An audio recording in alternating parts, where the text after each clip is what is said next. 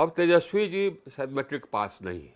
लोग बताते हैं कि वो 9वीं फेल है या 7वीं फेल है, लेकिन नीतीश जी का स्वास्थ्य सही नहीं है। ये तेजस्वी भी ये बात कह रहे हैं, ये सही है। भाजपा के नेतृत्व में एक चेहरा है सम्राट चौधरी जी, जो उप मुख्यमंत्री हैं, नित्यानंद राय। उन पर भी हत्या के 2-2 मुकदमे रहे हैं। अब दिल्ली जायसवाल पर भी हत्या का आरोप रहा है और एक माइनॉरिटी का मेडिकल कॉलेज छीनने का आरोप रहा है। बिहार चुनाव से पहले बीजेपी के नेता और पूर्व केंद्रीय मंत्री आरके सिंह ने फिर बगावत का साफ ऐलान करते हुए एक नया वीडियो जारी किया है और इस वीडियो में उन्होंने कहा कि मुख्यमंत्री नीतीश कुमार बीमार हैं, चुनाव के बाद कौन मुख्यमंत्री बनेगा इसका कोई ठीक नहीं है और तेजस्वी यादव महज 9वीं पास है, इसलिए उन्हें वोट नहीं करना चाहिए। नमस्कार, आप देख रहे हैं हेडलाइंस बिहार और मैं हूं रोशन झा। आरा के पूर्व सांसद और केंद्रीय मंत्री आरके सिंह ने एक नया वीडियो जारी किया है। इससे पहले उन्होंने एक और वीडियो जारी किया था, उसमें कहा था कि सम्राट चौधरी को वोट नहीं करना चाहिए। उन्होंने कहा था कि अनंत सिंह और सूरजभान सिंह जैसे बाहुबली नेताओं को वोट नहीं देना चाहिए।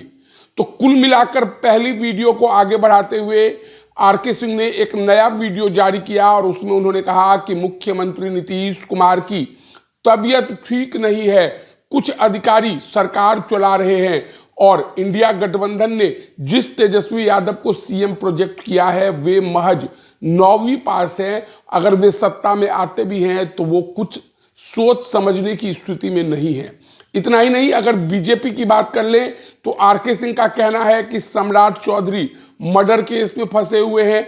नित्यानंद राय पर भी उन्होंने आरोप लगाया कि मर्डर केस में फंसे हुए हैं और दिलीप जायसवाल को उन्होंने मेडिकल कॉलेज घोटाला और मर्डर केस का आरोपी बताया।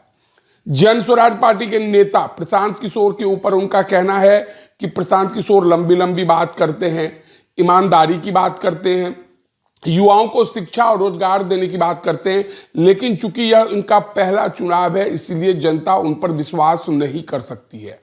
आरके सिंह की माने तो आप अच्छे उम्मीदवार को चुनिए, मुख्यमंत्री को मत चुनिए। और अगर आपके यहां जितने उम्मीदवार हैं सब के सब भ्रष्ट हैं, सब के सब क्रिमिनल हैं, तो नोटा का बटन दबा दीजिए। तो इस वीडियो के साथ आपको छोड़े जाते हैं, सुनिए कि आरके सिंह क्या बोल रहे हैं। अभी चुनाव का समय है। मैं आपसे बता चुका हूं कि अब बिहार के भविष्य के लिए यह चुनाव कितना महत्वपूर्ण है और यह भी आपसे निवेदन कर चुका हूं कि आपके सामने जो भी कैंडिडेट्स हैं उसमें जो सबसे ईमानदार कैंडिडेट है उसको वोट करें। और अगर सभी कैंडिडेट भ्रष्ट हैं या चरित्रहीन हैं या क्रिमिनल्स हैं तो आप अपना वोट नोटा को दे दें। आज मैं एक चीज़ और आपको बताना चाहता हूँ। अभी राष्ट्रीय जनता दल और इंडिया गठबंधन ने अपने मुख्यमंत्री का कैंडिडेट घोषित किया है, वो हैं तेजस्वी प्रसाद यादव जी। अब तेजस्वी जी शायद मैट्रिक पास नहीं है। लोग बताते हैं कि वो 9वीं फेल है या 7वीं फेल है। जो भी हो, यह ज़्यादा पढ़े लिखे नहीं है। तो यदि ज़्यादा पढ़े लिखे नहीं हैं तो ये प्रांत को क्या देंगे, इनको ज़्यादा समझ होगा ही नहीं, कुछ पढ़े लिखे ही नहीं हैं। ये प्रांत का कैसे नेतृत्व करेंगे, एक यह प्रश्न उठता है, क्योंकि प्रांत को चलाने के लिए पढ़ा लिखा होना आवश्यक है। दूसरा यह भी पहलू है कि इनके ऊपर भ्रष्टाचार के मुकदमे चल रहे हैं, यह भी प्रश्न है।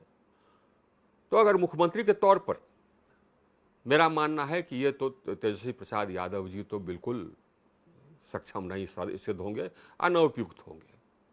अब दूसरे कौन है? तो नीतीश जी हैं।